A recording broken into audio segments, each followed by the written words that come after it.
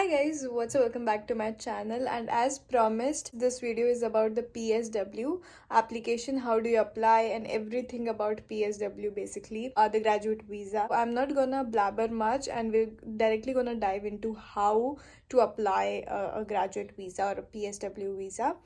Okay, so let's start. So first, just search PSW visa UK. You can search even graduate visa for that matter. So that is the first option that comes in. So let's select graduate visa. And then this page basically has all the information about graduate visa. I recommend that you go through this before applying for it. Okay, the graduate visa gives you permission to stay for at least 2 years. That is after successfully completing the course. Very important that you uh, pass in the course for this sort of visa. And yeah, you must be in UK when you apply. So you cannot be in India or say in any other country when you're starting your application. Very important. Now let's see what is the eligibility criteria. Very important. You are in UK. You need to be physically present in the UK until you hear a decision. So when you apply and you hear a decision, you need to be physically present in the UK.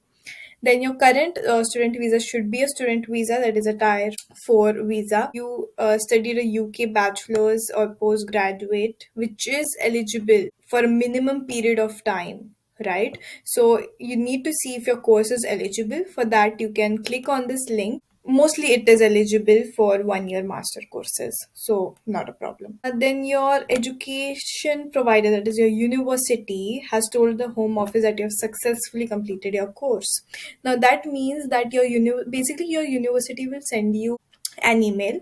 Let me tell you guys, I am on a on a graduate visa, and I have gone through this process. Basically, what happens that your university sends you an email wherein they say that yeah, they have successfully informed the home office that you have completed your course.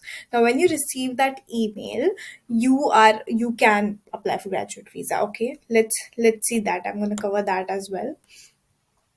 Okay, how long can you stay? Lasts for 2 years. And for some PhD or doctoral qualification, it will last for 3 years. And it will start from the day your application is being approved. Then again, if you want to stay longer in the UK, you need a skilled worker visa. If you haven't seen my skilled worker visa versus postgraduate visa video, I'll link it down here. So go and check that out. When to apply? Very important.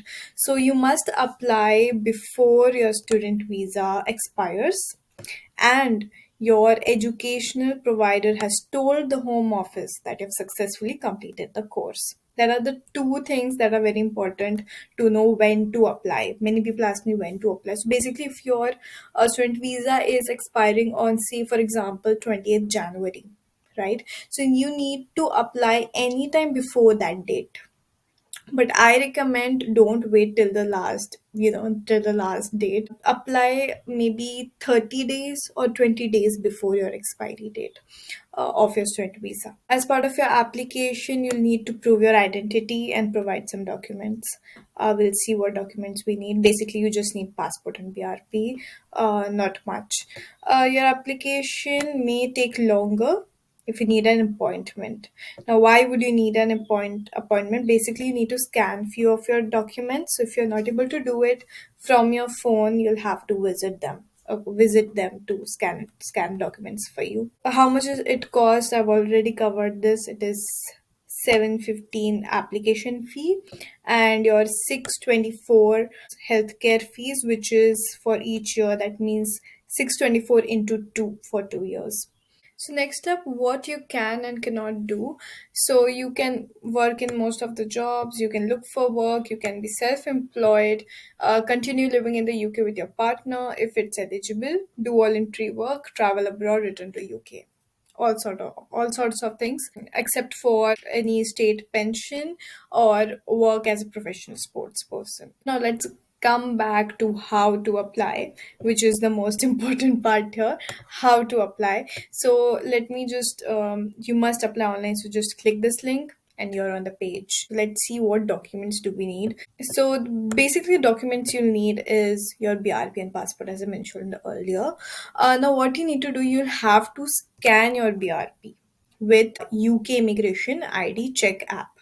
Okay, so you need to download that on your phone, right? And you'll need to sign in to your existing UK immigration account or create a new one. So this is the prerequisites of what you need to do. In case you're not able to scan your BRP or passport, you'll have to get your fingerprints and photograph taken at our UK visa and citizenship application services. But you know what, you won't need it. Sometimes it does not scan in iPhones, that I've observed. It doesn't scan in iPhones.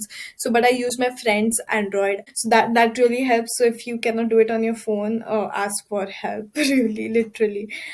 So it's easier to do it on the phone, honestly, rather than visiting. Now you need to start your application. Click on start now. Now, there would be a short form that you'll need to fill. So, okay, we're planning to live in England. No, we don't have the EU passport, so no. Yes, I do have a BRP. Yes, the name are same in my BRP and my passport. So now when you have done this, the next step is to scan your documents. So you need to download the app that I mentioned. These are the apps you can use the app on these devices, and the devices needs to has NFC. So basically, if you can make contactless payments, your phone might have an NFC. Definitely would have. Not may. Let's say continue. Now you need to create your account. So this is your job to do. It is quite straightforward, honestly. You just need to create an account with the help of your date of birth, passport details, email address, and phone number. Once you have done that, you'll be able to fill in your application. So I tried to log in, but I'm somehow not able to have access to show you the full process. So I'm just gonna share in my application with you, so you guys, I can guide you on what answers needs to be filled on what sort of questions. The first part would be automatically filled out for you. Again, obviously, I have erased few of the information here for the security reasons and privacy reasons as well. So when you start your application, you would essentially start with immigration advisor details. Are you using immigration advisor? No, I'm doing it myself.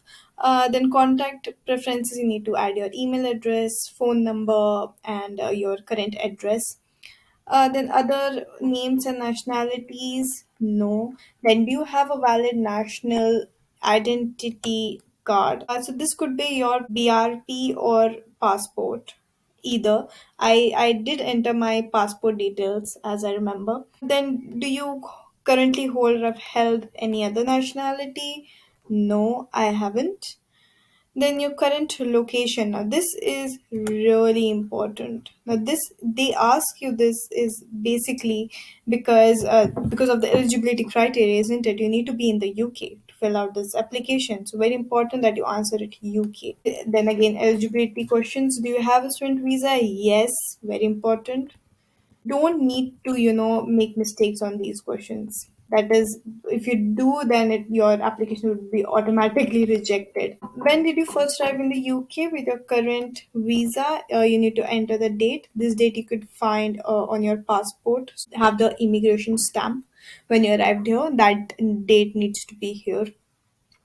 Then do you have your CAS number? Your CAS number essentially would be again provided to you, which would be essentially the same that was given to you at the start of university. And this needs to be here, right? Do you have currently an application? So no. This is the sole application that you are applying for, right? Then did you apply for an eligible course? Yes, you did. Then the university, does it have a track record of compliance? If you're unsure about this, it should be yes, but if you're unsure, double check with your university or their website for that matter. Have you completed a course? Yes. Have you previously been granted permission for doctorate extend? No. Then have you received money from financial sponsors? So no, you haven't. I mean, I haven't. And personal details, again, these are your details about your passport, your sex, and everything. Do you live at this address? This question is in terms of the address that I provided at the beginning. That was my current address, so yes. Now, when did you start living here? You need to provide a date. Then about your house, your current house. Do you rent it? Do you own it? Mostly you'll rent it. You need to provide all this portion is the details for your landlord, so name and everything of your landlord goes in here.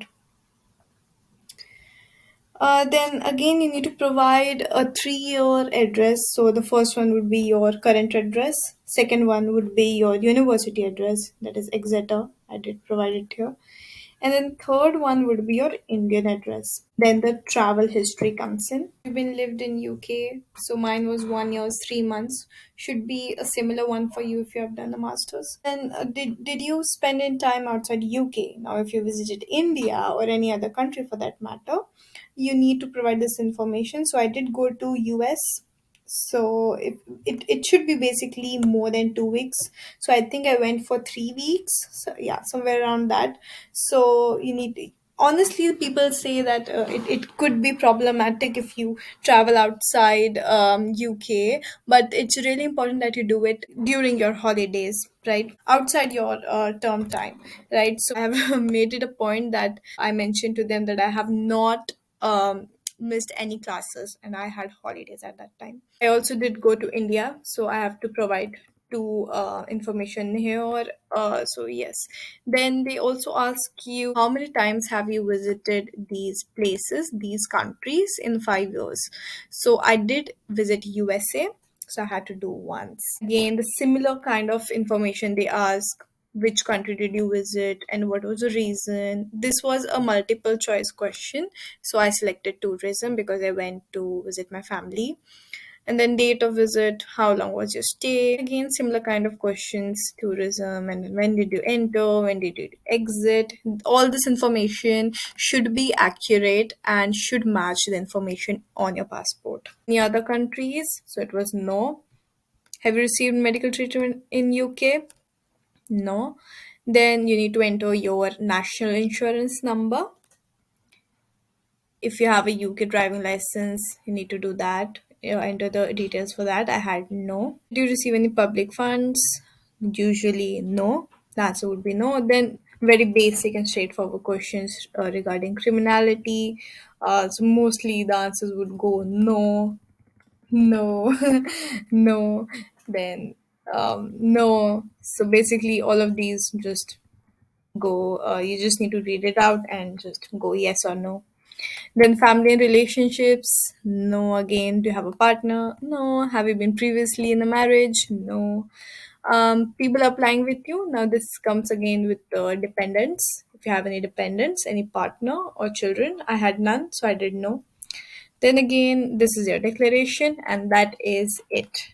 That is it about your application. The next step would be to pay your fees, and that is all. I received my result in about 20 days, and I did it during the December time. It was like 19th December when I applied it, so I was expecting that it might be a delay in that because it was all the Christmas period and everything and the holidays coming in, but they did provide me with a result within 20 days, which was quite impressive. Yeah, that is how much you should be expecting, or like in 20 days you'll receive.